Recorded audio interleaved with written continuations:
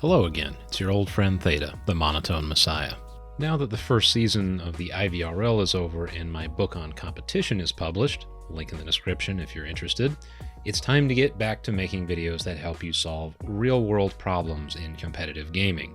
The central problem to solve in team-based esports is the process of building and organizing a quality team, and then keeping it stable long enough for real learning and growth to take place. On the surface, the organizational process might seem simple. Get a few people together, agree on a team name, register somewhere, and then you're off to the races. While this is true to some very small degree, if you want to succeed in esports, you need to be at least somewhat professional in your approach to organization. The problem is that nobody ever talks about how to do this because it's more fun to talk about in-game subjects like tactics. The expectation is that you'll figure out the organizational piece organically over time, and eventually come up with a way of doing things that works by some kind of magic. This certainly can happen, but why would you put yourself through that kind of pain? It's much simpler to just learn from those who have learned the hard lessons ahead of time. I say this as someone who has both played at a high level and built the first Onward team to go beyond the wildcard stage of the postseason in their first full season. It's been a long, often difficult process, and I've made more mistakes than I can count in the name of building a world-class team, and now I want you to benefit from my painful learning experiences.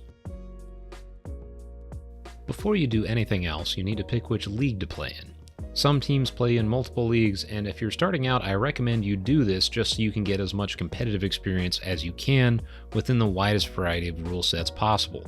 Once you've tested the waters, you can figure out if you want to maintain a multi-league status or pick just one. Tempo has dabbled in other leagues, but right now we're an IVRL exclusive team for Onward. You can join the IVRL by going to ivrl.org and activating your team once you hit the minimum of 5 players on the roster. Everything is done through your Discord account, so the process is simple and easy to understand. While I could go into all the other leagues that are out there, I realized while making this video that this would likely get outdated or inaccurate very quickly, and my personal experience outside of Onward is pretty limited, so instead I've created a list of leagues on my website that I will keep updated as needed. You can find it at ThetaVR.net/leagues. Finding and recruiting the right people is the single most important piece of this entire process. Because esports teams are so small, even a single bad pick can have devastating consequences for the morale and results of a team.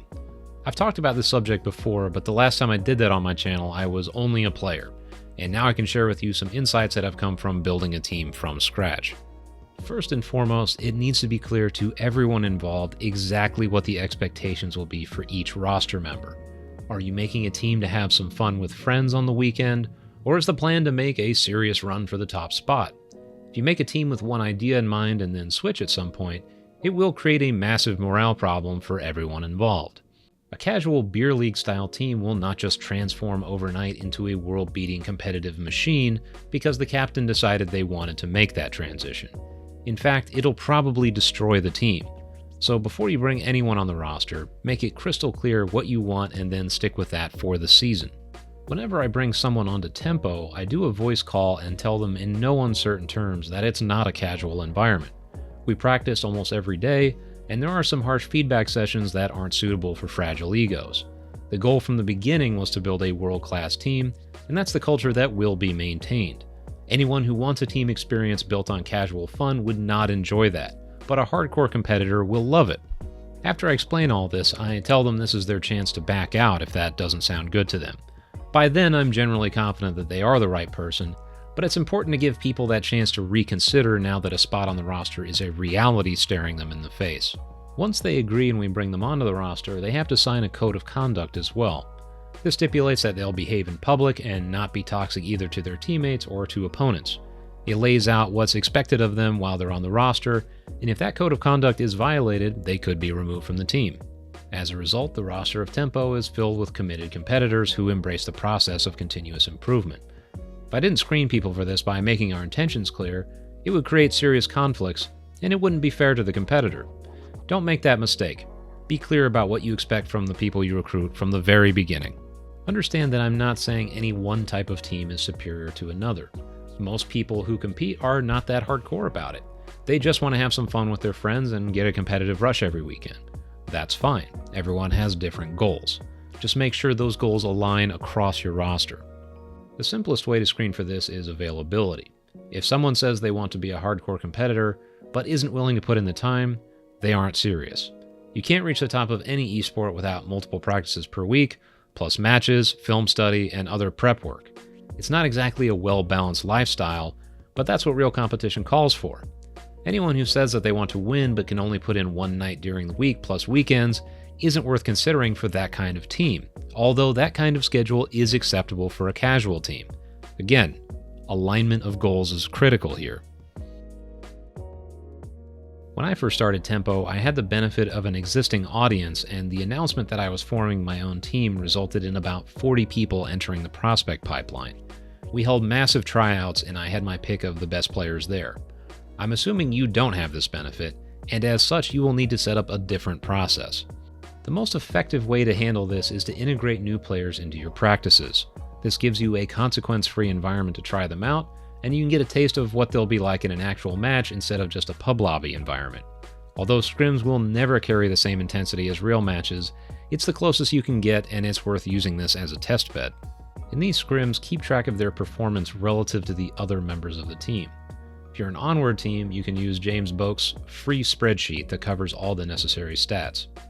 After each scrim, have a feedback session with the whole team and see how the prospect handles criticism. If they get angry or withdrawn when criticized, that's a major red flag you should not ignore. After the feedback session, talk to existing team members separately. If you can, do both a group discussion and one-on-ones with each rostered player. This will give you an honest, multi-dimensional view of the new player. One thing to pay particular attention to is their ability to handle tilt. If tilt becomes a major theme when discussing the prospect, be wary of bringing them on.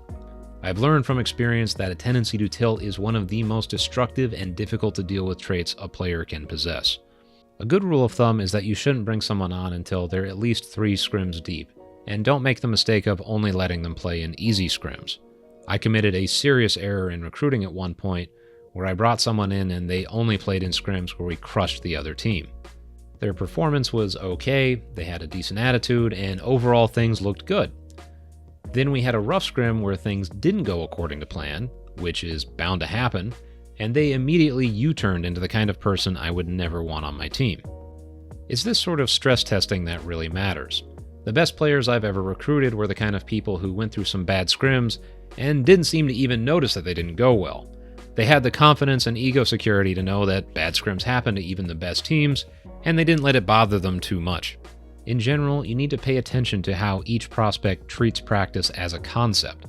There are some decent players out there who don't take practice seriously, and as a result they stagnate. They think they can glide on natural talent, and this is not the kind of person you want on your team if your goal is to win matches. If a person is constantly late to practice, it's hard to view them as a viable prospect. But the absolute cardinal sin in my book is no-showing. If someone no-shows, they're immediately taken out of the prospect pipeline. It's incredibly disrespectful to everyone on the team to just flake like that. Same goes for throwing a tantrum and dropping out in the middle of a practice. They are gone right away. Every week you're going to need to schedule at least one match, and if you're a more serious team, multiple practices. That means you need to be able to keep track of everyone's availability, which can be a challenge since esports are by nature a global activity. Most teams have people in multiple time zones, and it's critical you have a way of consolidating everyone's weekly availability in one place. There are a variety of tools you can use, but the one that I like the most is called Lettuce Meet. We have a dedicated scheduling channel in our team Discord, and every Sunday I clear it out, then post a Lettuce Meet link that covers the next 7 days. Each player is expected to fill it out as soon as possible, and the displayed availability is used to schedule everything. By doing this, you don't need to go through the constant back and forth of let me check with my players whenever a time is proposed for a team event. You just look at your lettuce, then make a decision. It's also a good idea to do a midweek check-in to ensure the lettuce is still current. People often have other jobs or responsibilities that can shift their schedule around, and it's worth asking midweek if anything's changed. If you fail to do this, don't be surprised if you book something and end up with availability issues. Once an event is booked, we put the details in the scheduling channel with a ping for all the players. For example, for a scrim, we put the date, time, roster, map picks, and host information. This centralizes all the data that players need before an event, and it prevents it from getting lost in a chat channel. After the event is over, the post is deleted to keep the channel clear for the next event. We used to leave it all up, but we found that people would get confused after accidentally reading the wrong event information. Before any event, the team should always meet up in a voice channel. The primary reason for this is to ensure everyone is present ahead of time. If someone can't or doesn't show up, this gives you a buffer to find a replacement, cancel the event, and otherwise manage the problem. Aside from attendance, the VC also gives you a chance to talk through overall strategy, specific tactics you want to use, map picks, and so on before the match. There's a particular strength or weakness of an opponent, for example, that you want to remind your teammates about. This is a time to do it so they have it fresh in their minds going in. For practices, our rule is 30 minutes prior, and for matches we meet in the VC an hour ahead of time. The longer buffer time allows for more detailed discussions and more lead time if there are any kind of unforeseen attendance problems that pop up. After the event is done, it's a good idea to do a post-event VC as well. This gives everyone a chance to discuss anything that needs to be improved, watch footage, and generally check in about the experience. For our scrims, I'll pull up the footage and go over the most important moments and provide feedback. Even if you clobber the other team, there's pretty much always something that went wrong and can be worked on in future practices. I also like to pull up positive highlights and funny moments, like when a certain someone named Lego blows themselves up for the 8th time. After that, I leave the footage with the team and let them review the whole thing on their own time. I tried doing full reviews after practices or matches, and found that people are generally too spent from playing to pay attention that long. If there are major issues to be addressed, we may do another review the following day after everyone's had a chance to rest. Most new teams make the mistake of putting too much emphasis on arbitrary metrics like hours played or KDRs in casual lobbies, and not enough focus on the intangibles that spring from the player's personality. The key is to not focus on skills alone. Consider their attitude first. There are plenty of people who can get your team kills but will destroy morale because of their terrible attitudes. Insecure, egotistical players represent a deal with the devil that rarely pays off. The type you want to stay away from the most is the player who will do anything to gain status through the game. These are the players who spend all their time bragging about smoking so-and-so in a pub lobby, or telling everyone on Twitter who they beat in a scrim. They see everything through the lens of competitive rank, and anyone who they perceive to be below them is a target for abuse. In their minds, being good at a video game gives them a license to treat everyone badly, which only shows how weak and ignorant they are. What you have to realize is that this person is by far the most dangerous for your team, because their desperate need for approval means they're hiding a fragile ego that simply will not allow for fair play after a certain point.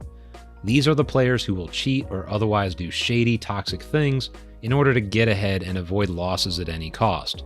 And when the losses can't be avoided, they have no problem taking everyone else down with them. I've seen it more times than I can count, and even if they help you move up the ranks, they will hurt you far more than you realize in the long run.